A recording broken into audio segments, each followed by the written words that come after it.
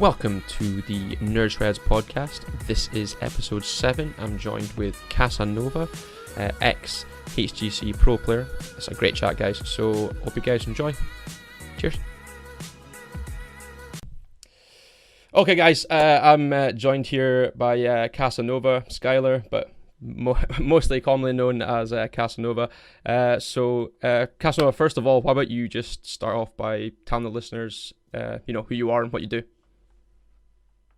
Yeah, so I'm Casanova. Most of you, if any of you have heard of me, it would be from Heroes of the Storm. I used to be a professional player in the North American scene.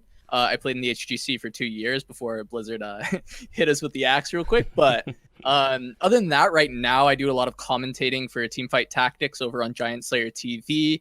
And I'll be getting into a lot of Legends of Runeterra content when that comes out on the 24th. Nice. So yeah, that's the big things I'm doing right now. Cool.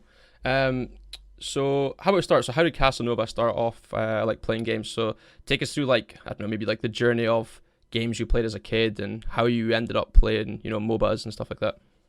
Yeah, for sure. I mean, so this is a story that I've touched on a couple times over my career, and I always find it interesting because a lot of people talk about their first couple games of being like Dota or World of Warcraft or coming in. But for me, it's a little bit different. Like I started out playing chess. I learned how to play chess when I was 3 years old. My grandpa sat me down, taught me how to play chess when I was very, very young.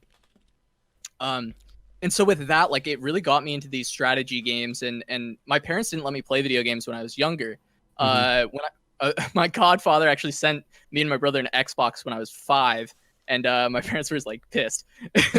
They always limited it to an hour until basically I was 14. So I grew up playing chess and playing sports and doing that team element of sports, but then also having this very strategic mind, playing a lot of chess tournaments. When you're younger, I played a lot of I played national tournaments, state championships, international tournaments. And so I played a lot of chess growing up. Eventually, though, I just loved video games when I was playing them. We started out with the Xbox when I was really young, playing some sports games, and then I got on to World of Warcraft when I was 8 years old. I played an hour a day of classic World of Warcraft. I didn't get shit done. I got fuck all done, but I loved it. It was so much fun to me, and I kind of knew I wanted to play more video games, but I just wasn't allowed to at the time. My brother and I would try and sneak some games in, but it was never. 8 does seem quite young though. You think of when I was 8. I guess it's different. I'm a good bit older than you, so playing WoW or any online MMO just wasn't really a thing. But 8 does sound to go into a world with loads of people playing. I feel like I would be a lot more addicted. So yeah, for sure. I get that, and then for a while it wasn't even exactly something that I was super playing is something I absolutely want to do. I wanted to design. I had a very creative mind as a kid, and I would design little RPGs on pen and paper, and I would play them, but they would be solo adventure RPGs that I would play myself, that I would do on pen and paper. And so I always thought I wanted to be a game designer, right? And as I was getting into school and stuff, that did seem like something I wanted to do. But also as I hit high school, I started playing first off World of Warcraft rated battlegrounds in arena. I really enjoyed, and from there I think a day the server was down one day, and I downloaded League of Legends, and I instantly fell in love. I went from oh my god, I love WoW, this is a great game, to never playing WoW again and hardcore playing League of Legends. Just addicted to it. Just super addicted, loved it instantly. And it was was that your first proper competitive playing against other people online in your face kind of games? Somewhat, right? So I played in middle school and stuff, I played Halo and Gears of War, and in Halo Reach I actually got very high rated. It was the first time they had a proper rating system within the game. And me and a buddy played the 2v2 kind of arena system up to Onyx rating or whatever, which was the highest one, tier that you could get to. And that was kind of a bit of competition. But as far as tournament play and stuff, League of Legends was the first game that I really heavily got into. That's cool. So it was crazy because I had major ranked anxiety. I never liked playing ranked in games. I probably played 1,000 normal games in League of Legends before I even played ranked. Okay. And when I first like started playing ranked in season 2, I got like silver. I had like 15, 20 games played in ranked and like 1,000 normal games. And eventually, like, there was these kids at my school that were plat and diamond, and they were going to go to a tournament, and they needed a sub. They needed like literally last minute sub. Okay. And they were posting on Facebook, and I had a mutual friend that like tagged me because he's like, dude, you're actually fucking good at this game. What role did you play back then? I played mid. So they're like, they're going to take this silver mid laner, into this like diamond and plat team to go into this like local tournament. And they're like, sure, whatever, fuck it, let's get this guy in, right? And so I go out there, and I like I didn't get carried. Like, I was holding my own against like other diamond players in mid lane. Like I was doing like incredibly well. So after the tournament, they were like, you should just like play with us full time. And that's when I started grinding ranked. And it was near the end of the season, and within like a month, I went from silver to plat 1. That's a massive jump. And so like that was like season 3. I like ended plat 1 or something. And then after that, I started playing a bunch of tournaments with them. The next season, at the very start of the season, I grinded all the way up to top 50 in Diamond 1 before Challenger released. Wow. And like, I was doing really well playing mid lane, going with them. I started going to like, we played all these local tournaments, a bunch of online tournaments. We were near the top of the Challenger ladder at the time in 5s. Okay. Ranked 5s. And, unfortunately, I never made too much out of my league career. I ended up going and traveling around a little bit, a couple tournaments around the country. Played a big one in Virginia. That was like a 20K tournament where we lost to like half of the Vulcan team that had gone to Worlds. XDG, I think. Yeah, we lost to Man Cloud and Bloodwater. And it slowly, I think my mental was not good enough at that time. I was too young. Yeah. I was just a dumb kid with a lot of emotions. Like, I was very depressed just throughout my high school, my time in high school, and it just kind of started falling apart. Mm-hmm. And I went to college, and I started going back into like design, and I was like, yeah, this is fine, but I kind of hated it. I kind of hated like programming. I hated all the math I was doing, and it just felt like everything kind of fell apart. It was like I thought this is what I wanted to do, and it just wasn't it. It was like it didn't have the same, like, competing was my passion. Competitiveness. Yeah. Compete. So like I was playing on the league team in college. I was at the University of Utah, and the team was really bad. Like, I was by far the best player on the team. We didn't have anyone good at the time. They actually have a sick program there now, but when I was there, I was like a year too early. Like, we had no one good. Damn. And I had a couple friends that played Heroes, mm-hmm. and they needed one more for the Heroes team for Heroes of the Dorm, and they had, I grew up with these guys in high school, and they had come to tournaments to like support me, and they'd seen how I like compete, and they'd seen what I do, how I work, and mm-hmm. they're like, dude, you should just come learn this. It's a MOBA, like, you're gonna do great. Just come play with us. Come figure out Heroes of the Storm. And I was like, well, I'm gonna go lose every single game in League with this team, so why not give it a try? They were all like high ranked. This is Heroes of the Dorm. This is the year that Michael Udall won. This is the year that ASU. Oh, okay, yeah. So this is before they released Grandmaster, all that. So it's like they're all rank 1, really high MMR. They're all like top 100 players or something. So yeah, it's like, okay, it'll be pretty good team. So probably within like 2 months, I was also, honestly, the first month I was a top 100 player on the ladder, and I was already kind of like captaining the team and shot calling and stuff. And they were amazing in teaching me so fast, though. That team, like, I can't thank them enough for like giving that crash course and just jetting me through, especially Happy, who's a really good friend of mine, that I grew up with. And he's like a really high MMR Dota player, really, really good at pretty much every game he plays. He plays to like a really high level, but not quite a pro level. He's very, very good at games.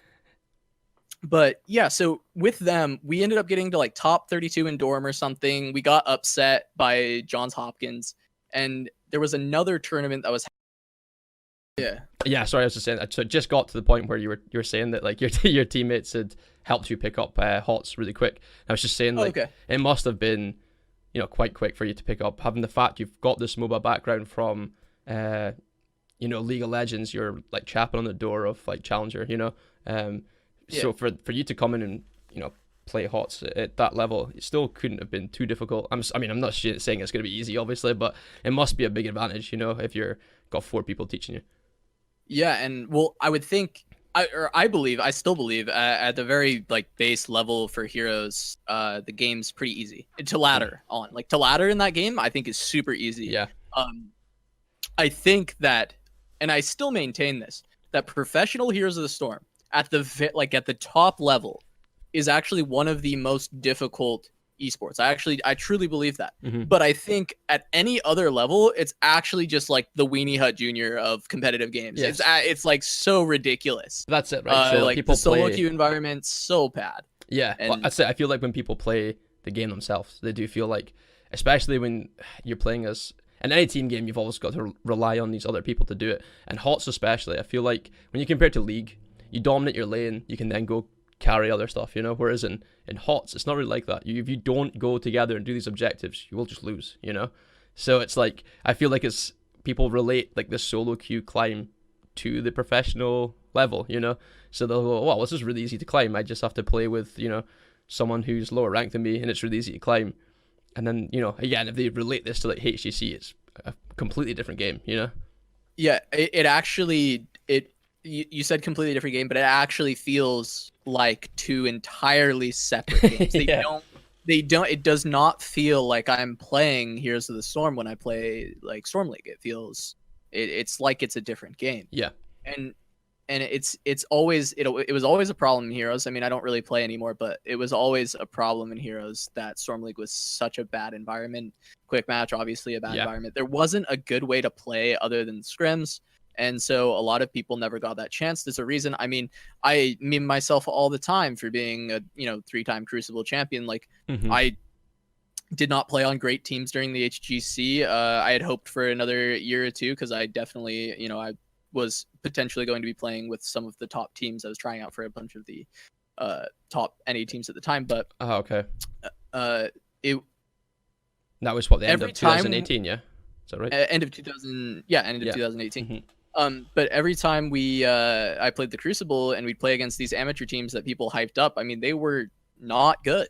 Like, I don't mean to like flame them even. Like, they just didn't match up, yeah, they just could not possibly match up to an HGC team. It just was like not there. Like, that's why teams that ended up having X pros were the only ones that would like come back in and qualify through the open division. But every time we played against a team that didn't have X pros on it, like they just could not match up. Yeah. Well, see, for me, from like especially someone who watches a lot of MOBAs and stuff, and again, I love watching the competitive scene. To begin with, HGC for me, it felt like a very standoffish game. It didn't seem nearly as exciting as it was towards it. I thought the last year of HGC was great.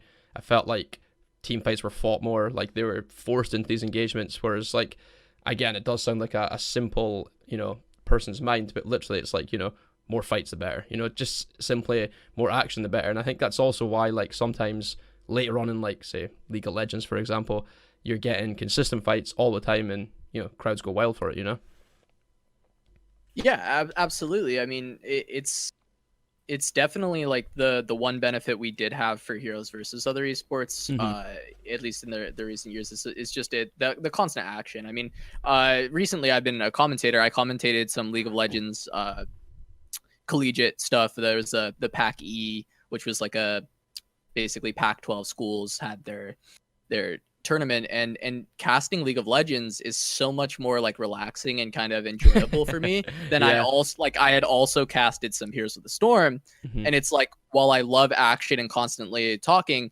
my God, I have a newfound respect for our commentators because it hurts your lungs. Or I guess maybe my style of casting just does not work in Heroes because there's always action. Yeah, there's always just. Yeah, it's just always something going on. Well, that was the same when speaking to Jake JG. He said the same thing. It was just constantly like when it was HOTS. Even though there was points where people were just again pushing a lane or something where there wasn't too much happening, it was always like this potential objective you're going to next, and you just didn't. There was no free space, you know, unless there was an issue with someone's computer and there was dead space, you know, and you had to fill time. There was always something to say. You're not struggling to like fill space, you know. Whereas I think a few esports are kind of like that, where like there's parts that are crazy action, and some parts like StarCraft 2, for example, especially before, like in the early days, there was so many like games, they start off really slow, building up your economy, and then they get to this late game where it's just like, oh my god, this is amazing, everyone's happening, the game's over. You know. Yeah. Yeah. I think what's like really crazy from a commentary standpoint is it makes a duo cast way more difficult in Heroes, because so for instance, when you look at League of Legends, you look at commentary, you have a play-by-play caster and you have a color commentator, right? So the play-by-play caster is just going to be calling like the team fights, that really quick action, that Captain Flowers, that Rap God, right? Like you think of that kind of craziness, but what he then does during the rest of the game is he just talks about like what's happening, and then he tease it up for the color to come in and fill in the blanks. There was a cool analogy that a co-caster that I worked with on Packy said, where it's basically like the play-by-play is the illustrator, and he's drawing out all these lines and painting a picture of the game, and then he's passing it to the color commentator to literally color in the lines that he has filled out. Oh, that's quite a good way to think actually. And in League of Legends, because there's that free time, there's time to build narrative, there's time to talk about all the different things that they can do in the future, what they'll do in 2-3 minutes.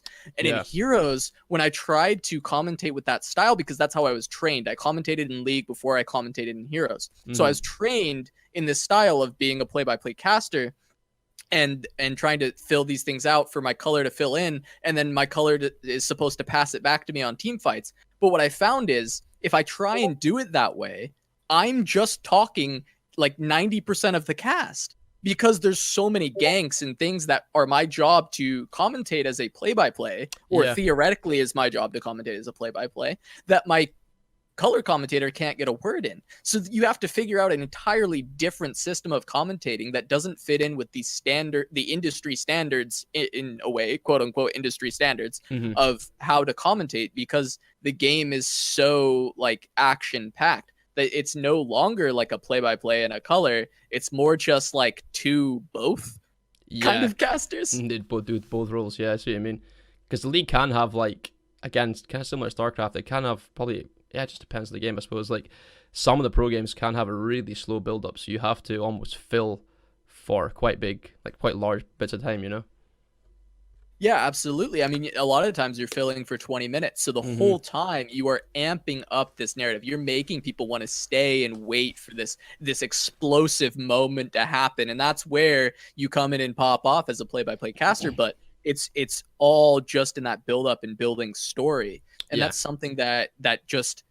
Maybe that was an issue with Heroes Esports, is you couldn't build this story as well. It was a lot harder. I think our casters tried. I think they had a couple of casts that were really good on building story. But a lot of time it's a lot harder to maybe do that. Or maybe some of the play-by-play casting suffers because there's action going on the screen and the casters are building up some story instead of commentating the action. It's like a big trade-off. It made it very difficult to commentate, but I did still think it was a very exciting esport.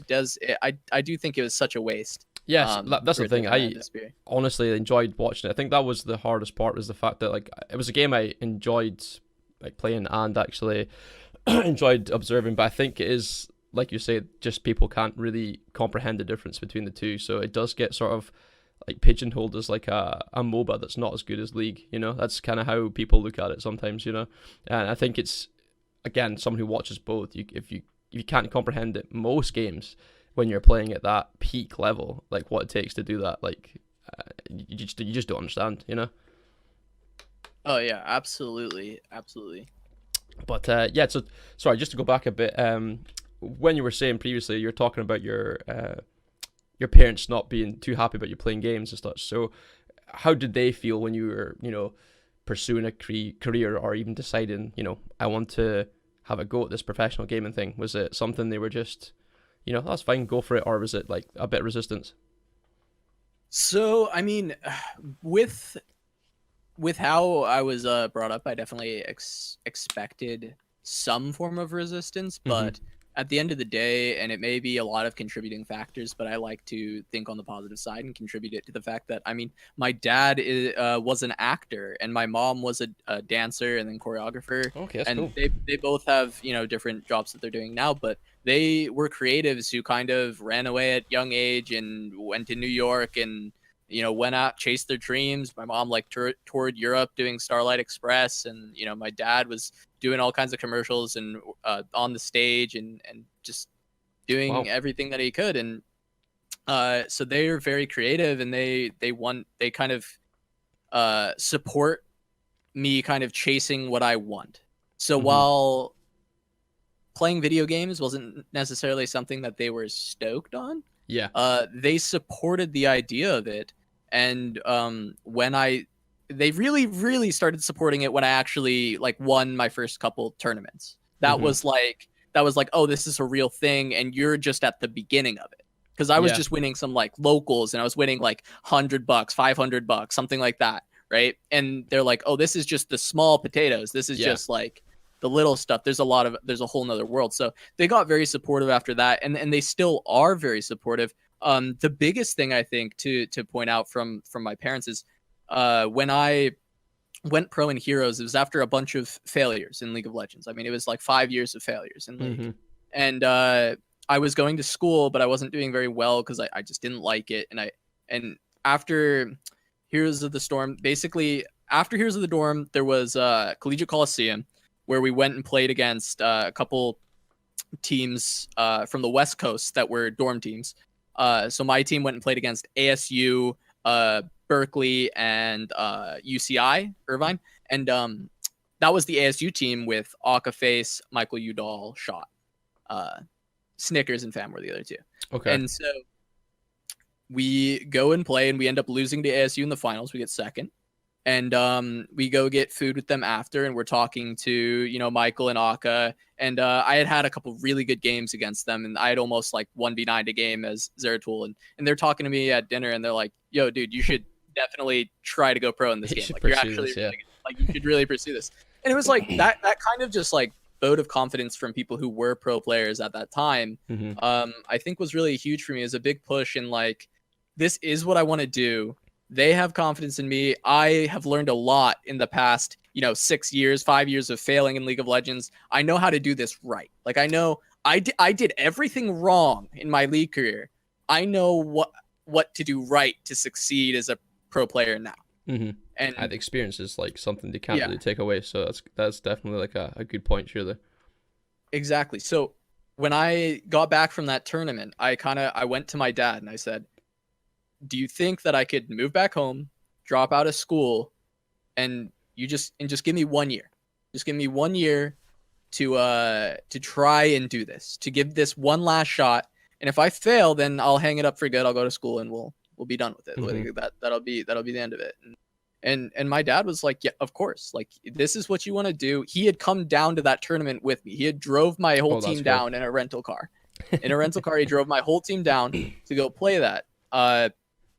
And he saw it was the first tournament of mine that he had ever watched, was that tournament. And he thought it was just the coolest thing because we were up on a stage playing. There was a whole crowd. It was that experience for him, I think, really solidified like, this is something that like you belong here. Like, this is what you should do. Just watching me on stage, shot calling for my team, and like you could probably hear me yelling from the crowd and everything. And he just knew. So he's like, okay, you do it, chase after this. So, you know, I moved back in with my dad, and I 6 months after that, I qualified for the HGC. Cool. That's pretty. And cool. that was when it was really really real. It was like, you have a year, and I did it in 6 months, and it was like, I had a job. I had finally like made it. That was like making. I was in a pro league. It was to me, because like it didn't matter about the money. It was about the prestige. To me, it felt like I had just qualified for like the LCS too, right? Like, it was the same. I think I would have felt the same then as I would have if I had ever qualified for the LCS. Is that same like big rush of like, I did it. I finally accomplished what I set out to do. So would you put that accomplishment almost on a par or somewhere in the same level as like some of your biggest wins? Like, yeah, it's, I mean, I mean, yeah, qualifying for the HGC is my greatest accomplishment. I mean, nothing after that. Uh, it all mattered, but that was the validation. That was like I Like am you're good good enough, enough. yeah. I can do this. I did this. And my first interview I had, I said, you know, I spent so long trying to accomplish this. I made it. And if someone wants to try and take this away from me, they're gonna have to pry it from my cold dead hands. and I got 3 crucibles to back that up. Nice one. That's really cool, man. So when you're playing these games as well, because again, having looked back through your history, you've played quite a lot of games.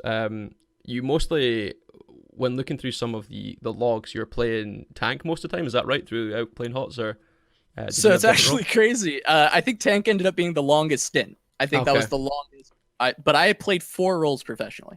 Right, you played all 4. Wow. Yeah, I started out. I started out as a melee flex, which didn't exist after the first season. It became offlane. Offlane. So essentially, I played offlane, and then I moved to tank when we picked up Equinox. And then the next season, I was playing ranged, like strictly ranged. Yeah. And then after that, I played ranged flex, which is my like preferred role because Range it's flex, essentially what melee flex was, but now melee flex didn't exist and range flex was more of the role. So range flex is essentially was my preferred role, and I finally was back in that role, and that's what I was trying out for a bunch of teams for, and I would have been playing that role in the next season, and I had been playing it in the previous kind of like couple months leading up to the Crucible, and then I played tank in the Crucible. Ah, right, okay. Ah, that's cool. So do you actually have any, I always find this quite interesting, I think I've asked every person this, but do you ever have any like rival teams or rival players that you almost like, you end up, I wouldn't say bringing more, because you obviously prep for every game like a lot, but I feel like you want to win it more, you end up getting a bit more, I want to say aggressive to the game, do you know what I mean? Like you just get into more. Yeah, no, I mean, I love that question. It's actually really interesting because I really did feel like I got along with like pretty much everyone in the league. I like making friends. I don't like people that not like me. I always was very, like my interviews, I always kept a very professional like thing. I never really talked that much trash. So for me, the games that were the most exciting and the ones that I got really amped for was when I was playing against like my friends. Like, so when I played against HHE, like Crowan is one of my best friends still to this day. So playing against him, like I always wanted to crush him. I was like, you're at the top right now. Like I gotta knock you down a peg. We have an entire meme that we flame him to this day with, because he was 17-0 as Hanzo. And then he played against us on the worst, probably like skill wise, the worst iteration of my team ever, No Tomorrow. We were like not winning anything, and they're first place team. So like they should have crushed us. And we ended up beating his Hanzo. We beat his Hanzo. So they still won the series, so whatever, right? But like we Hanzo, so he's 17-1. And me and Tomster still to this day will randomly meme him with 17-1 stuff. And we try and I like that. That's good. We try and sneak it into things. Like I got a great story for this actually. I'll go off on a little tangent here because it's hilarious. So we play a lot of games together still. We constantly are playing stuff like Dungeons and Dragons, and we play like a bunch of other just random games together. And one day we decided to play Terraria. I hate those kind of games. Like I hate Minecraft. I hate Terraria. For me, there's only like 2 kinds of games that I don't really play that much of right now, and I don't really enjoy. And that's like building games and shooting games. So my least favorite game is Fortnite, but but building games like Terraria, Minecraft, I'm not really a fan. But they wanted to play Terraria, so like when we play games that I don't really enjoy, I just come play and make my own fun. So they're out like playing the game and whatnot, and I'm kind of like building stuff underneath in our base. And we were like dying, or I was dying a lot, so I kept going and grabbing my tombstones and bringing them down into the like base and into people's rooms, and then you can like put labels on them. So I was like typing little labels and making fun of my friends. So Faye, who is another ex Heroes of the Storm pro, another really close friend of mine, was playing with us. So I was like joking about her for being like much older than us and memeing her. And I go back up and I put one in Crowan's room that just says 17-1 on the label. Now, you don't see the label until you get up right next to it. So everyone's all doing stuff outside. They come back in and he walks into his room and he's like, wait, what the fuck is this? And you see him walk up to it and then stop. He just stops right on top of it and he's dead silent. And I just start losing my mind laughing. And everyone's just like, what's going on? What's happening? And they go check and see it and everyone's just dying. And I believe I'm going to lean away from my mic, but I hear Crone like get up and then I hear fuck. That's brilliant, man. It was just great. I mean, one other example of us doing it is we were actually in London recently, me, Crone, and Tomster and maybe Buzz of Cloud9. Cool. We're all out in London and we went and did an escape room and they asked Tomster for what the name for our team should be, and he went and secretly told the dude and named it. Wouldn't tell us what the name was. We couldn't figure out why he wouldn't do that. We completed the escape room. They're like, okay, here's your picture, guys, and then we'll email it to you. And we get the email, and it's like team 17-1, and Corona's so mad at us. That's cool though. So it's more just like friendly rivalry than proper super so it's harsh competitive. It was like Crowan and then playing against Michael or Aka, just because they were really good mentors to me at the very start of my career. Those kind of games were always really fun. Mm-hmm. So how did obviously like speaking to other people as well that were involved with HCC and HOTS, how did it affect you when end of 2018 they just said, look, because I mean it did seem, even from a bystander, it seemed like very instant. There was no build up to it. It seemed like the legs were just swiped, almost. So how did that actually end up affecting you in the long run?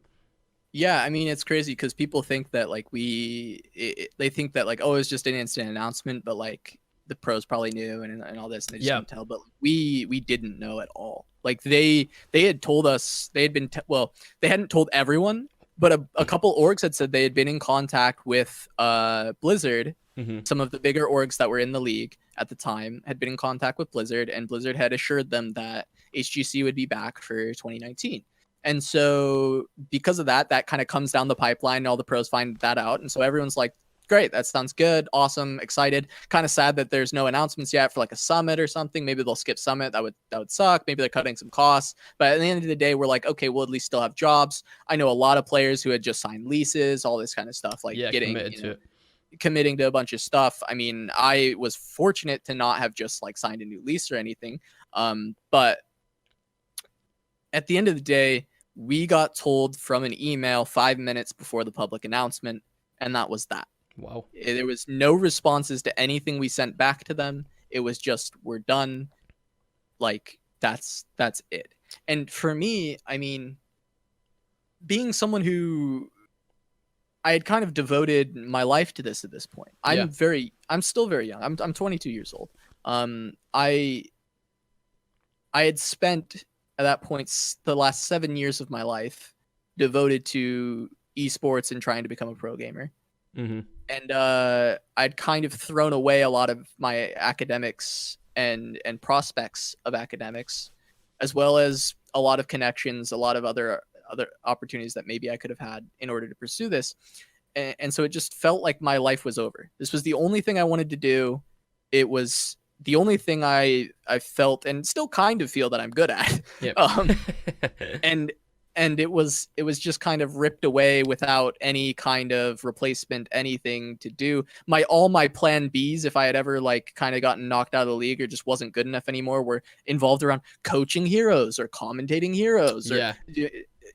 But that wasn't a viable option either anymore, because Heroes was just gone overnight. It wasn't like people were always like, a lot of people on Twitter would say stuff like, no, Heroes isn't dead. They just no, like if you're a pro player, like the fact that we were all saying it's a dead game, it is dead. For us, for a competitive scene, player, like it's a dead game. It is no longer, if there's no competitive scene and you are a competitor, the game is dead. Yeah. And but then it was really rough. Those spin-offs that you're mentioning, sort of like what people sort of tangent into, after their pro career is over, or they just, don't want to be a pro player anymore. They're not really an option if the pro scene doesn't exist either. So it's not like you can. Exactly. I mean, maybe there is some people that want to still climb on the ladder, but it's unlikely. I mean, maybe there is some people, but they're going to pay somebody to, teach them or help them climb. It's not really the same market then, is it?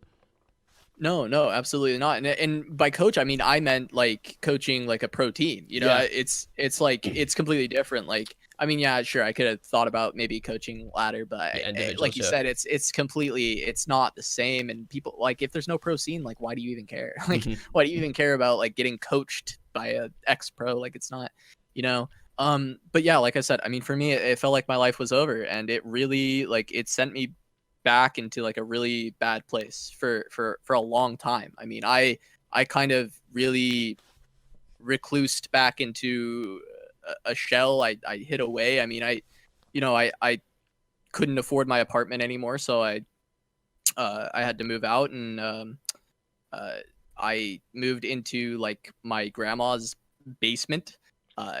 It was like this basement that was completely unused, was used for storage, so we like moved some of my stuff in, moved some of the storage to like other places, and like it was a basement that all the windows had like were blocked out because for like insulation. So I was just isolated in this like dark basement with no purpose. I was like, I'm gonna grind League again, so I started grinding League. But like it was so hard to get motivated because I was just devastated. I was just crushed.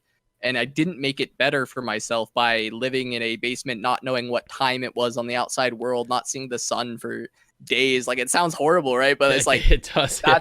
It's just where I was, like, mentally. I just couldn't, I couldn't function. I would just get up and stream League of Legends, and me and Tomster climbed to like Diamond 1 in a couple weeks, and we got like hard stuck in D1 for a long time. And like, realistically, like, I probably could have climbed to Challenger if I stuck with it, but I gave it a couple months, and then I think my mental was just so shattered. Yeah. That I stopped playing, and I just was like doing nothing. I was just like living in this basement, like playing games with my friends from the HGC, like Crowan and Tom, and just didn't know what to do with my life at all. And I'm no longer at that point, but I grew out like this massive beard and mustache because I just didn't shave. Like, thank God I was at least still like showering. Like, I would have been, I was like, I was definitely at the point where it's like I felt like I was gonna be like a goddamn like NEET in a basement,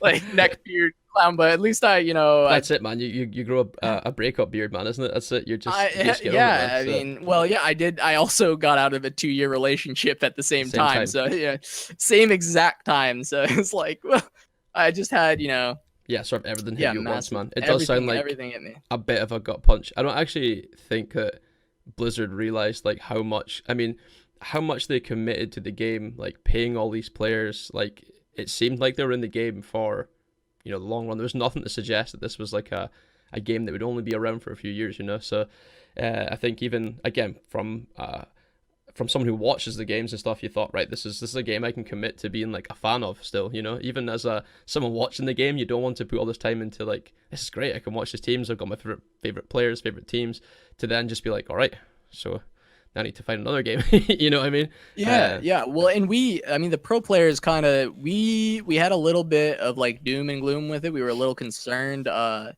we thought we had like 2 years left. So we were like, people were concerned, but we didn't think it was going to be that fast. Like, and we thought there was a chance that it could recover. It wasn't like, oh, it's 2 years and it's done, but we were like, it's minimum 2 years, and then hopefully it does better, or something has to happen. But like we weren't concerned that it was gone immediately. There were a couple players that like had predictions like, oh, it's gone now, but they were just very like negative about the whole thing. So, and they were negative a lot of the time, so it wasn't like something that we took that much stock into. Yeah. So come away from like HGC and stuff. Now, you were saying there you sort of were grinding League of Legends for a bit, back to laddering. Has that ever been something you've considered going back to again, or have you just decided that potentially MOBAs or being a professional gamer in that light is gone? It's been really difficult to accept, because I have a huge passion for MOBAs. I mean, League of Legends is still my favorite game of all time. I loved Heroes, but at the end of the day, if someone asks me what's my favorite game of all time, it will always be League of Legends. It has a special place in my heart, and I would love to play it professionally. I think the issue for me now is after playing professionally for a couple of years, and just the amount of like talent and players in League of Legends, the amount of time I spent not playing League of Legends, Yeah. it doesn't seem like a viable option, especially since now like I have to bring in some form of income. And my stream was very educational for Heroes of the Storm, so it very much died with Heroes. Okay, I try and bring it back now and then when I can, but as far as like getting, you know, viable numbers to make a living, because I'll do it for fun. I love to stream. Yeah. I love interacting with people, but if I was going to play League full time with the serious intent of trying to go pro, I would have to bring in some kind of income from streaming or something. And it's just, I don't see it as a viable thing. And I think that I have to accept, I came to this very recently, that I have to accept that MOBAs, because I don't think there's going to be a new MOBA, and League of Legends is something that I have to leave in the past, and I have to move on to something else. Yeah.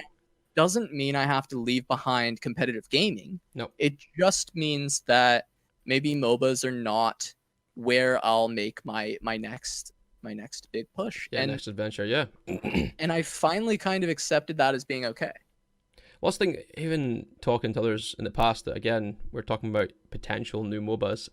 I think when you see a company like Blizzard, you know, they pump money into a game that, again, I think a lot of folk, you know, thought it was going to be a success for a while, but when they see a company put that much money behind it and it not quite break into the market as heavily as they wanted it to, it does kind of put a dampered, and I mean, especially when you see a game like League of Legends, which has been around for what feels like forever, and it still dominates that niche, you know. It's crazy. So I think that does put like some small time developer, or even not even an actual games company, you know, like for any other, I'm trying to think of some other huge company that might potentially go, hey, I want to make a MOBA now, you know. It kind of puts them off a bit, but you know, who knows? Maybe there will be something. I'm just guessing, but yeah, I'd hate the idea that it does put people off, you know. Yeah, absolutely. I mean, I just don't think there will be another MOBA that'll be successful enough, even if one comes out. Like, I just don't. I think if Blizzard couldn't cut it, then yeah, who's who got a chance? can in the MOBA market, right? Like, who's going to be able to? I mean, League's still such a great game. Dota's a great game. I don't play Dota. I've never really given Dota a huge chance, but I will always admit that it's a great game because it's been so successful, and they do great tournaments, and they have a great community that like loves the game. So like, I just don't think that there's a chance for MOBAs right now. And so, I mean, so I am moving on. So for instance, with Legends of Runeterra coming out, I respect Riot a lot as a company. I'm in love with League of Legends. So card games, funny, kind of just fun fact about me, I used to pay my bills in college by playing online in local Hearthstone tournaments. Oh, that's cool. Card games are just something that I've always been able to pick up naturally. I didn't practice Hearthstone. I probably was always floating around like rank 5 because I didn't ladder very much. I just would test out the decks before tournament day. The day before?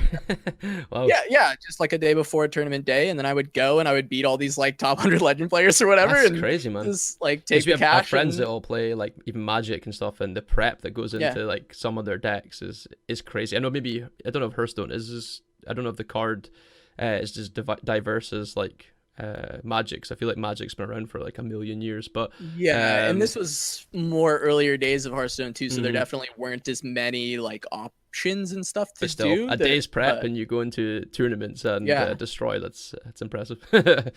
Yeah, so it was just, you know, something I've always, I think it's the chess background, and then just like I played a lot of, when I was growing up, like I would play a lot of card games like Bridge and Cocktail and all this stuff with my family, and so it's just like I've always had kind of a knack for card games. Yeah. And so I think throwing myself 100% into Legends of Runeterra when that comes out is kind of my next opportunity at playing a game professionally, because I've always had a good knack and talent for card games, and I think so I'm excited for that. Yeah, it should be good. I'm mostly looking forward to I'm not even a massive fan of FPSs just because I am terrible at them, but it still looked like it's something I'd try because it'd be quite appealing. Again, maybe just because it is Riot, you know, they're going to put so much effort into it that it's at least going to be worth playing for a couple of weeks. So yeah, it's definitely something else to test out, I think.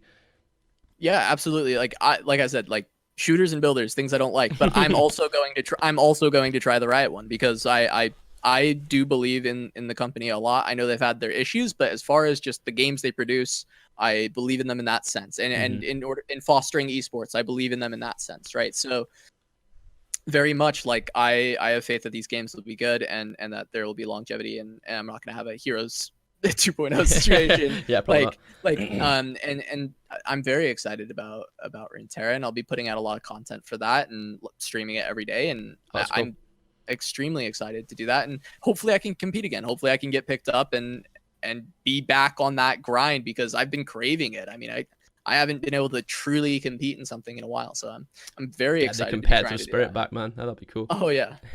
Well, I was thinking, just because you mentioned chess there as well, and that's one thing that I remember. Because again, all the young Korean players, I've followed StarCraft for a long time. Again, never been good enough to be a super high level, but just love watching it, even if I'm not in the mood to play it. But the Koreans, like some of them, they talk about all having like heavy chess backgrounds and things like that, or even like poker. Some of them, you know, when they're older. But what's crazy is like they talk about games like StarCraft or RTSs. You know, they're like a constant moving chessboard. You know, it's like 1,000 possibility chess. Is that never something? Sorry, has that ever been something that's like appealed to you, no? Yeah, no, it's, I mean, it's absolutely, well, okay, so if you're asking if RTS is something that's appealed to me, I'm awful at RTS. I think if I put a lot of practice into it, maybe I could get good, but I've never just like figured one out, right? You've got to enjoy it though, surely, as well. You can't put like 14 hours a day into it, so.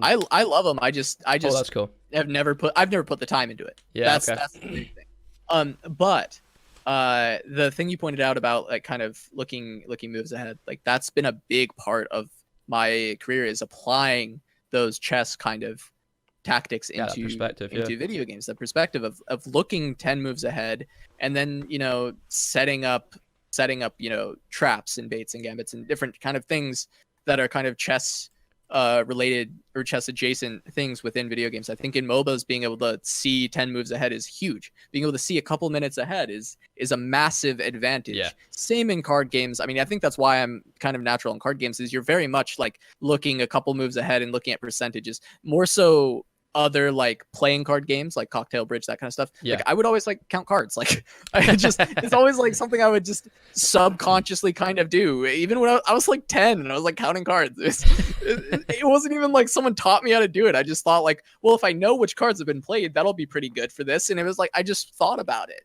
That's it, man. Now you just need to go to like some Indian casino and just actually count cards and blackjack, man, and then that's it. You're sorted, you know. Yeah, I guess so.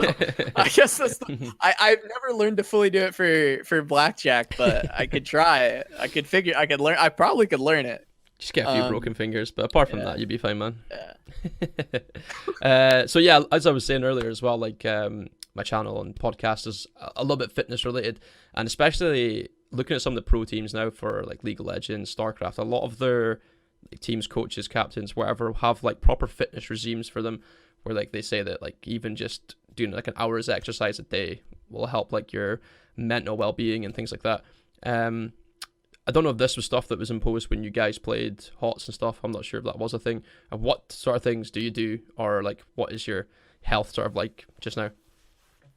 Yeah, so it's like, I think if I could do it, if I did an hour a day, I'd be like way better off right now than I am. Like I think like exercise is super important. I completely agree with it. I struggle with motivation issues like all the time right now. It's something that like I'm still working through. From like I'm still feeling reverberations from HOTS dying. Like I've settled. I'm like working on other projects right now and doing a bunch of other stuff, and like, you know, I'm way better than I was since then. But I still feel it, and it hits my motivation. I have days where I just can't do anything, and so exercise is really like in my health has really suffered. Like I just don't take care of myself that well. I just throw myself into work. And even when I was a HOTS pro, I really threw myself into work because there were no like people telling us like, hey, we should work out, or there weren't team houses. Like we just played online, right? So we were just like living in our own homes. So like the culture wasn't there for that. And I wish it was. I wish there had been team houses. I wish we were like working out and stuff. I wish we had like all that health stuff, right? Yeah. I think so past few years been real bad. But I used to be an athlete. I played football in high school. Before that, growing up, I played Oh, cool. basketball, soccer. I played everything. I played rugby in high school. Actually, when I went harder into video games, I actually was after I got hurt doing CrossFit.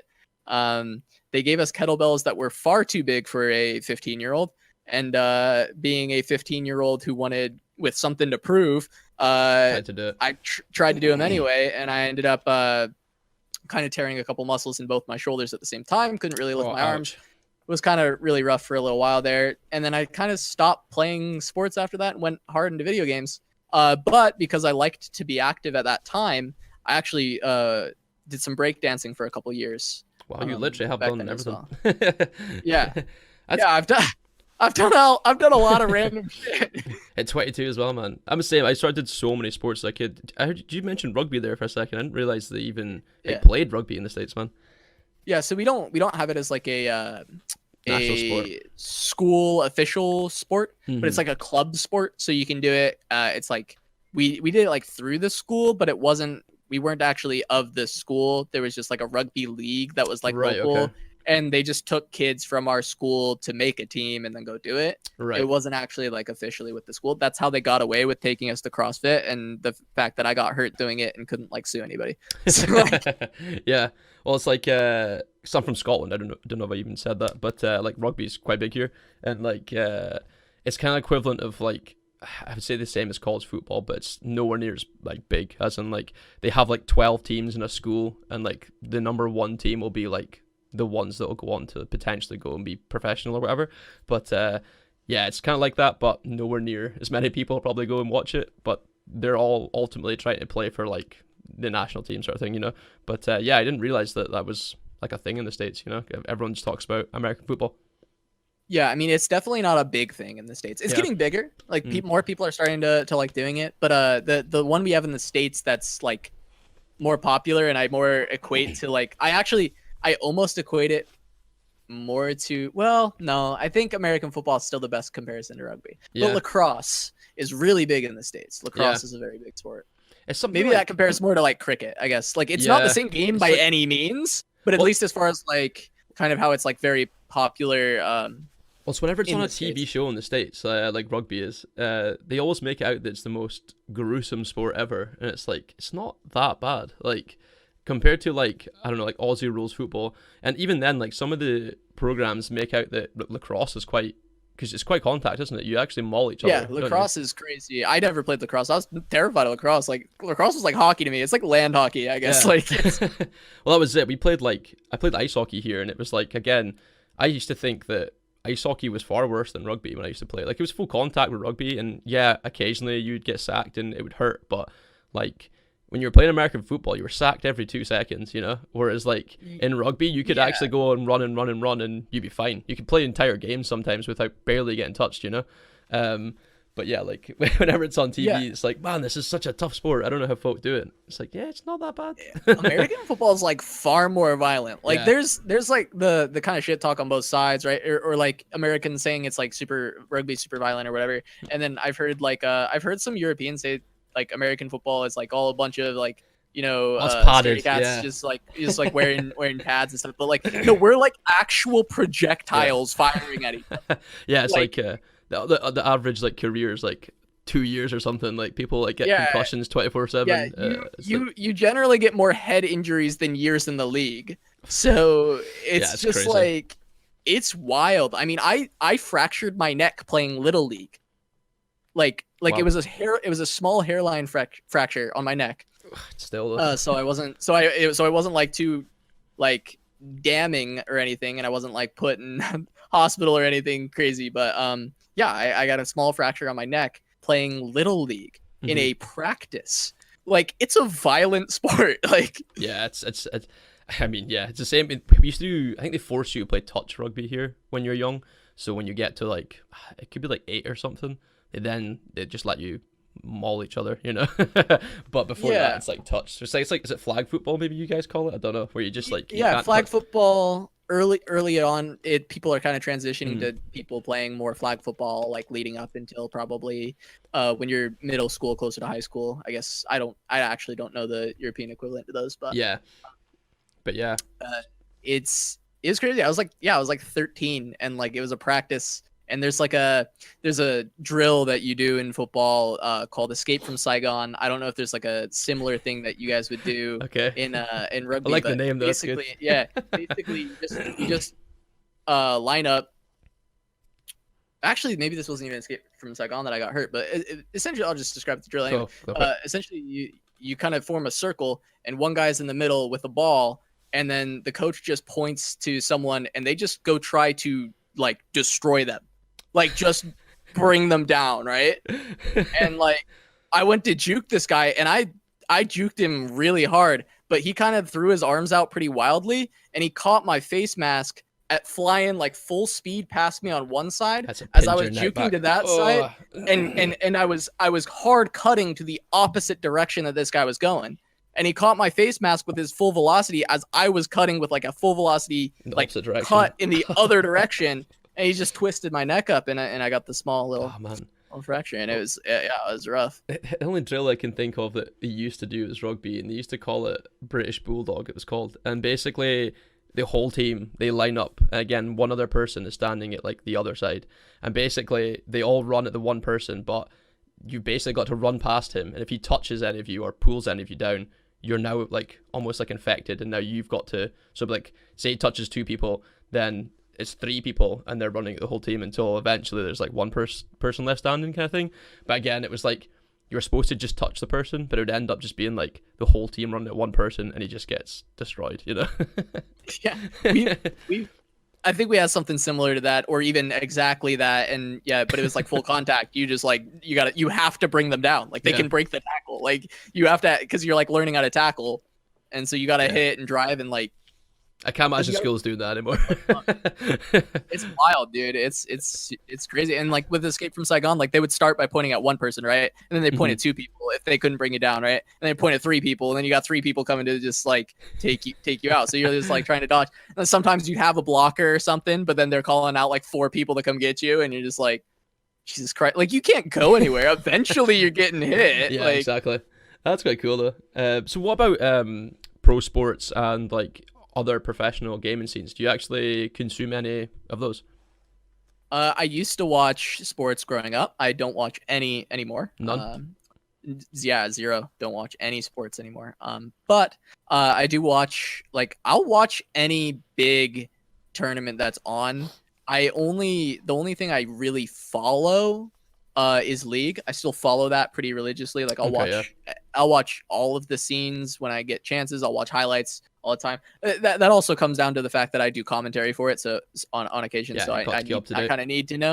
Mm-hmm. But I would watch it regardless. Even when I was playing professionally, when I would be like grinding Storm League or Soloki or whatever, I would kind of have on like pro LCS games on my other monitor watching League. So I've always kind of kept following it. I really love League of Legends as a pro scene, but I'll watch TI when that's on. You know, like I've never played Dota, but I'll watch TI. I'll watch like the big stuff. Anything that's on, I'll check it out. Yeah, that's cool. Okay, so just to finish off, if you're up for it, dude. So I call it a quick fire question round, and well, I've done it a few times, but it's been misunderstood in a few things. So basically, it's just a bunch of questions I'll ask you back to back. You just want, but you don't snap need answer. Well, that was it. I was just going to say you don't have to answer them super quick, because the last time I did it, okay, and it was like, yes, no, and I'm like, you don't have to answer fast. You can take your time answering the question. So opposite of what I thought. Basically, opposite of what it sounds like. Yeah. So basically, like I say quick fire question rounds. I just mean that like I'm gonna answer random questions back to back. And but it may be a short answer, it may be a long answer. Yes, exactly. All right. I think it was Jake GG. He was just like he was like, yes, no. I was like, you could answer slow. You can answer slow, dude. You know. But yeah, I asked a few folk when I'm streaming if they wanted to ask questions as well. So there's a few of them in here as well. So yeah, first one was if you weren't to play a MOBA as a professional game, what other type of game would you play? Like genre?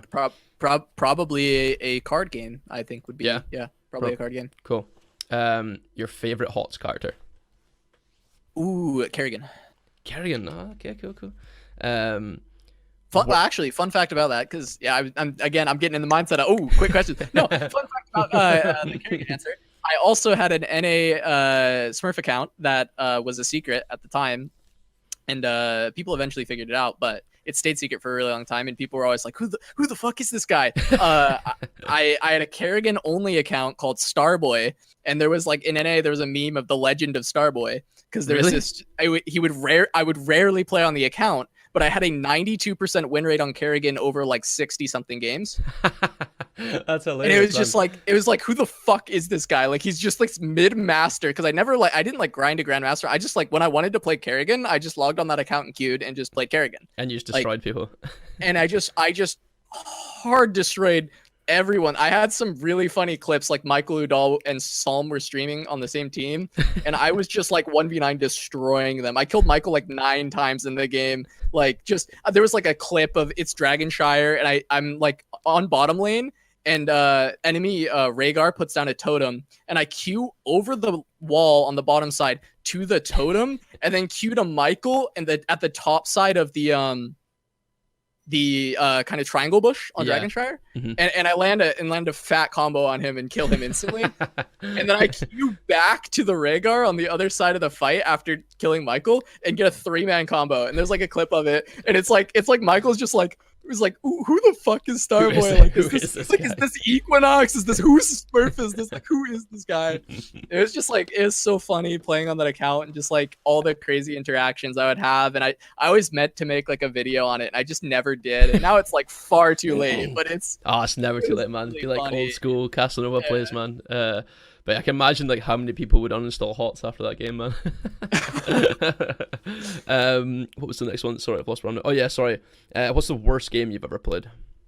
Like, worst video game? Yeah. Like that it's so funny, because in my opinion it's Fortnite, but like I also it's crazy because like I also have like so much respect for Fortnite as a game, actually, which is weird because I know a lot of people don't like it, but like for me, Fortnite has the most insane mechanical skill. It's actually crazy how much mechanical skill is required in that game. Like, I think if I tried to play it, like, I think my old man hands would not be able to handle it. Like, I really like that game is insane.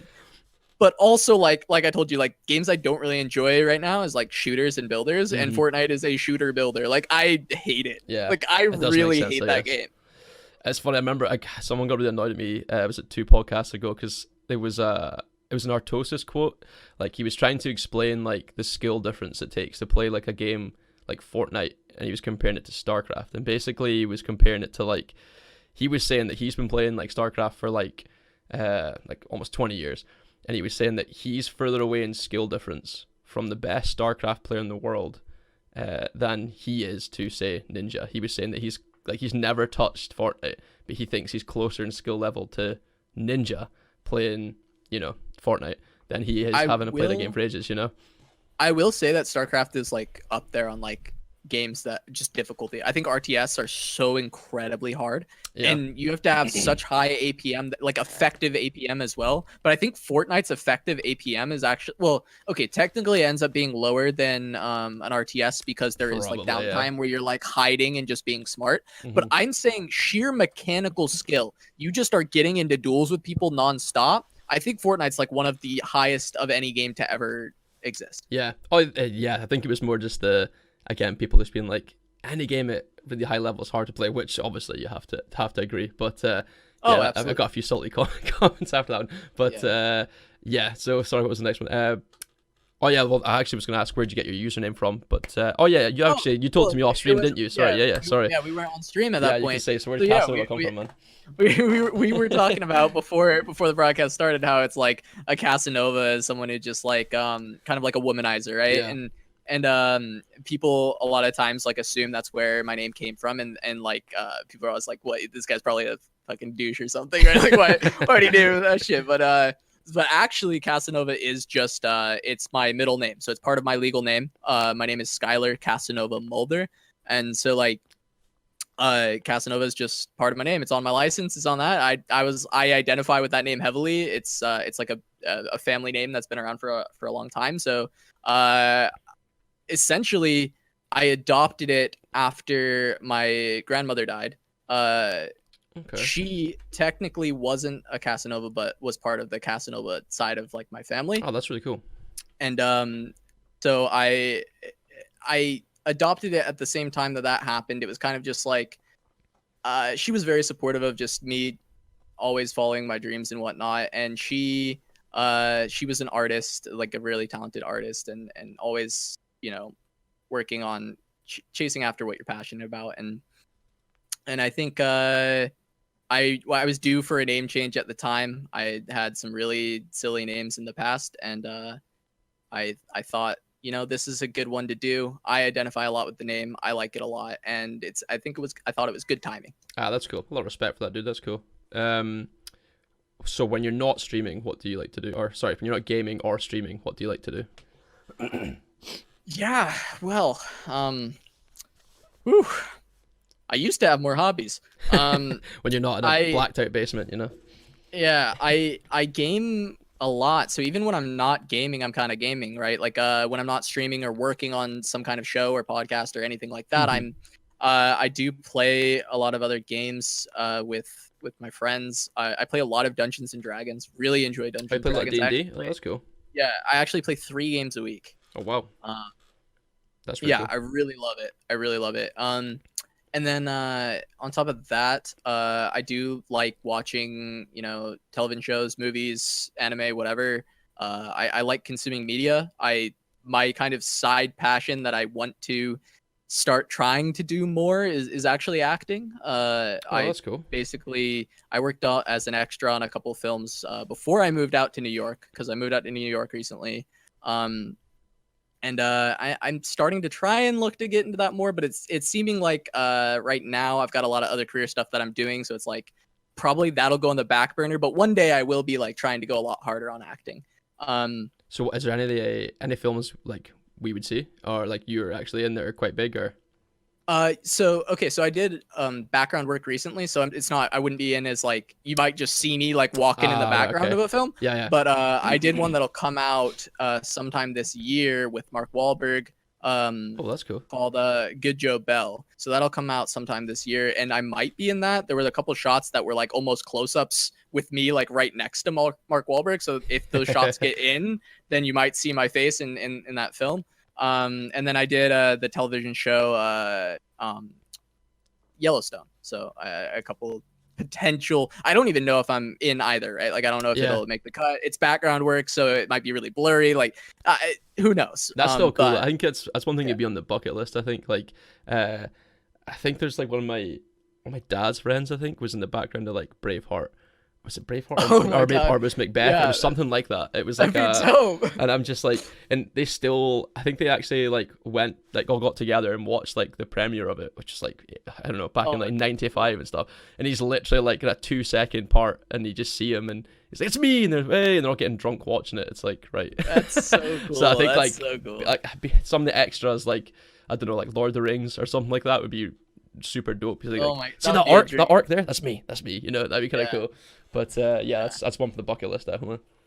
Yeah, I mean, other than that, I used to break dance. I don't really do it that much anymore, but I love dancing. I love going out, getting drinks with my friends, and maybe go out dancing, go out do whatever, you know, karaoke, all that stuff. You know, just hanging out with the boys. So what? It's good. This is actually something. Didn't actually realize this was a trend, but almost every person I've spoke to seems to be into craft beer. And I don't know if it's a gaming thing or if it's just the time of. Just what it's like. Fuck with a good craft beer. It just seems to be, it's funny because like was one of the guys is a streamer, his name's Spec Plays, he plays quite a lot of HOTS, and he does a stream every Friday where he just tries craft beers and he just gets smashed playing HOTS, and he's hilarious to watch, man. And then he just spends the rest of the week just like, I mean, he's like a diamond master level player, but he basically spends the rest of the week just making up all the like all the losses he's rallied up from when he's drunk. It is hilarious. Like he's just like entertainment, you know. But yeah, that seems to be the common theme. So it was just a way to ask what your drink of choice was, you know. Yeah, no, for me it is beer. I'm sucker for a lager. I mean, Japanese lagers are my favorite. Okay. I had a trip out to Japan that I absolutely loved, but basically every day I probably had like an average of 5 beers a day while in Japan because I just loved them so much, drinking them like water. So nice. Yeah, love a good Japanese lager. What else? Oh yeah, so what's your favorite fast food? Ooh, favorite fast food. Oh, that's an interesting one, actually. Because it like cycles based on what's close to me. The closest one will always just be the one that I like always get. Um God, that is a hard question. See, everyone here is actually. just like, again, that's another common thing. Is I think a lot of, because it's a lot of like hours spent gaming, and people are, okay, maybe some of them do take care of themselves. That's maybe unfair, but like they will just be like, I'm focusing 14 hours a day on this game. I'm just gonna order food. So it's just like they just. I'm Do you have Uber so Eats? And you must have guilty of that. like stuff Yeah, like I'm that. so guilty of that. Hmm. The one right now is for sure Popeyes. Oh, Popeyes, man! I've had that once in Yeah. the States, and it was amazing. Yeah, I'll for sure send some Popeyes Oh, right dude, that sounds, man. It's now. that American style food though. Like the only one here that you can get all the time is what's it called? Five Guys. It only came here like Yeah. 2 years ago maybe. And man, It's kind I of die for it, stuffed. man. Really? Well, it's a good one. It's a good like people yell at me for calling Five Guys scuff, but it's like it's just like there's better options for the Yeah. same kind of food. That's the problem with it, I think, because it's not like it's bad. It's fine. It's good. Like, but yeah, I actually it's insane because I actually hate fast food. I just eat it a lot. Yeah. Like See, I don't even like it. I'm Like the total opposite. I love it, and I eat it once a week. I have to like, I've got one cheat day, and I can eat whatever I want, and Yeah. I'll eat like 4 times my body weight in like one day, and that's it. Yeah, So I'm like a big foodie, so I love going out to eat, and I love Mhm. like nicer restaurants. And when I can't afford it anymore, but like I love like fine dining and that kind of stuff. Yeah. But so I'm not huge on fast food, but I do eat it a lot because I fall into that just kind of convenience. Yeah. gamer mentality of like, man, I'm playing 14 hours a day. Let me just Uber Eats something, and like I don't want to spend, because like it's all the percentage based on like how much extra you have to spend on food. So it's like I don't want to order Indian food and for like $50. Like Yeah. the only thing I can get for like a reasonable price delivered is fast food. Yeah. So That makes sense. Okay, so last question, and it's the one that people will probably get salty over, but it's all right. Who's the... Well, actually, you say you haven't really played HOTS recently, but you might still have an opinion. Who's the most overpowered character in HOTS just now? well, shit. That's gonna be a hard one because I don't actually know. When was the last time you played? It's been a couple weeks. I play occasionally. Like Heroes Hearth will run like a fight night. Like they've done like celebrity fight nights. They actually have oh shit, they're gonna get mad at me. It's the CCL. I don't know what I don't remember what it stands for, but it's the CCL on Heroes Hearth twitch.tv/Heroes Hearth, and that'll be coming really soon. I don't know what the schedule is exactly, but Okay. it'll be like it's like a celebrity fight night league where they're just having like a little bit of a tournament with a bunch of people, and I'll be playing in that. So I will be playing some HOTS pretty that's soon. pretty cool. Um, So have you played the Deathwing patch at all? one time, yeah. Actually, like it was probably the week Deathwing came out. That's probably the last time I played. Right. Okay. Because he's been, I think he's been nerfed once since that, I think. So, Yeah. Okay. Okay, Maybe this is a hot take. apart from him, like, because he is just ridiculous. So I think his win rate's like 60% or something. I felt like he was pretty good, but I felt like if HGC was out, that character would be garbage. Yeah, see, that's the thing. That's Someone my else said, opinion. I was looking at a Reddit feed. It was like a couple of weeks ago when it first came out, and someone said the same thing. At high level, like his win rate isn't that high because I he's feel like he'd get he dunked. takes a in couple HGC. seconds to like. They're not instant casts. Like all of his spells are actually quite dodgeable, and then also it was the fact that if you do build properly for it, people doing like say percentage health damage, you can actually fuck him up. Yeah, he's an absolute noob destroyer. Is probably the best way to think about it. Like the people that are probably like masters and below just get shot on. So who's the best character in the game? Who? And if any of your viewers watched or listeners watched any of the Heroes Hype kind of Premier Series stuff or the Div S, any of that, and watched Looking for Work play, you will know that this is true. You will know in your heart that this is actually the right answer, and anything else that you could say is wrong, so shut up. The strongest character in Heroes of the Storm is Uther. Is it Uther?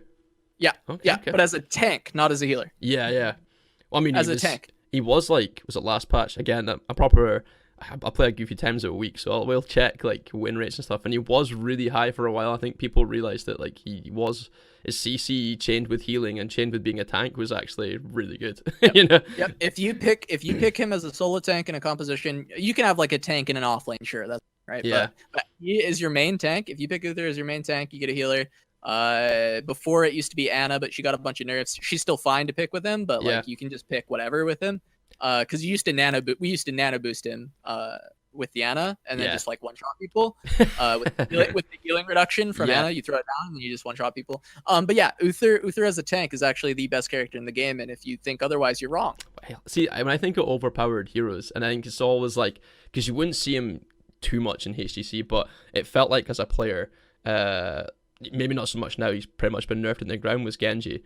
At low level, he fucking just destroyed everybody. Well, I just remember him running around and you're just like, okay, guess I'm dead, you know, like every 2 seconds. But now he's got like a 35% win rate because he's been nerfed like 5 times or something, so he's like almost unplayable now. Yeah, I mean, that was one of the heroes that I was well known for a lot of my career. Genji. I mean, I love the character. He's really fun. They did nerf him into the ground. He was still good even when he had like a 40% win rate in Hero League at the top level, because players were so good at him, like myself and a couple other just range players were just incredibly good at Genji. So he was still good, but the like latest couple nerfs post HGC, Genji's terrible. Like he was really bad during all the like other kind of tournaments that were going on, kind of like pro-am-ish tournaments, like the only tournaments that existed. They weren't very big, but a couple people played in them. The only times we actually played Genji and had success was running D-Blade Genji with the Anduin Johanna combo. That's with cool. The light bomb falling sword. Yeah. So you would light bomb the falling sword, and you would have a D-Blade Genji go in on top of it, and that was really good. And he was still like a good character, but you couldn't just like raw pick a Genji or like first pick a Genji. Like he was so situational that I just wouldn't have even considered him that good anymore, because there was very rare scenarios where you'd pick him. Yeah, it was a time where you just felt like he was picked or banned like all the time. And there was times where honestly I think my salt just got too much, and I was like, right, I need to go chill and play League of Legends. And I think when you're chilling out and playing League, it's bad times, you know. That's a rough one. But yeah, so finally, I normally finish off the podcast this way, dude. So just give something back a little bit. Most people are quite interested to know, like, you know, how you got into the pro scene, which you covered already. But just to anyone listening, if they're thinking about pursuing a career in esports or gaming, what kind of advice could you give them to sort of help them out, or something that you wish you'd had, like, potentially coming into the pro scene? Yeah. God, there's a lot that I can say. I mean, I could have a whole podcast talking about this topic. Yeah, it's a big one. You have to truly love it. It's something you got to think to yourself, like, do I truly love this, that I can have the mental fortitude to get through the lowest of lows and the highest of highs, get through everything in order to pursue this? And you have to be willing to really fight to succeed in this industry, because you're going to be working for nothing or peanuts for a lot of the time. And it has to be something you absolutely love and you can always make time to do. And whenever, that's like the biggest piece of advice that I can give. I mean, I always compare like pro gaming and getting into esports with like acting or anything like that, where it's like, there's a lot of people that want to do it and a low percentage of people actually succeed. So really, you have to have the drive, you have to have the work ethic, and you have to really love it. Cool. Now that's definitely quite a profound note, I think, to finish on, dude. So do you want to plug where people can find you? I'll obviously link all your social medias and stuff below, but any of the stuff that you're coming up to do, or again, just maybe like your Twitter and stuff, or is anything, you know, where people can find you, your stream and stuff? Yeah, absolutely. I'll just plug all the things that are going on right now. So to start it off, to get updates on any of the things that I will mention in the next minute that'll take me to plug everything, go follow me on Twitter, Casanova Hots. I will be constantly updating on everything that I'm doing. Go follow me on Twitch at Casanova Hots, because I will be streaming a lot of Legends of Runeterra, as that's coming out on the 24th. So you can definitely look out for those streams. I will be attempting to go pro in that game, and I will be producing a lot of educational guide content for that on YouTube. The channel that it will be posted on is pending, so follow me on Twitter, as I mentioned before. But there will be a lot of YouTube content for Legends of Runeterra as well. Really excited for, I actually have a podcast coming out called Creators at Their Core. It's actually cool. Where I take content creators, pro players, and we try and get really deep with the conversations, go into a lot of the struggles people have faced, a lot of the kind of hard-hitting aspects, and talk less about actually their current careers in esports and stuff, and more talk about who they are deep down and the life that they've lived to kind of get to where they are. Yeah, it's actually like people. That's cool. Yeah, trying to strip away a lot of the just like character and labels that they have as a character on their stream or as just a pro player. We want to get down to the nitty gritty of who they are. Mm-hmm. So that'll be coming out. It's supposed to be out at the end of the month, but I don't have a set date on it because we're working on a couple like graphics and a lot of the like other different things that we want to have for it. But again, refer to the Twitter. And everything's on the Twitter.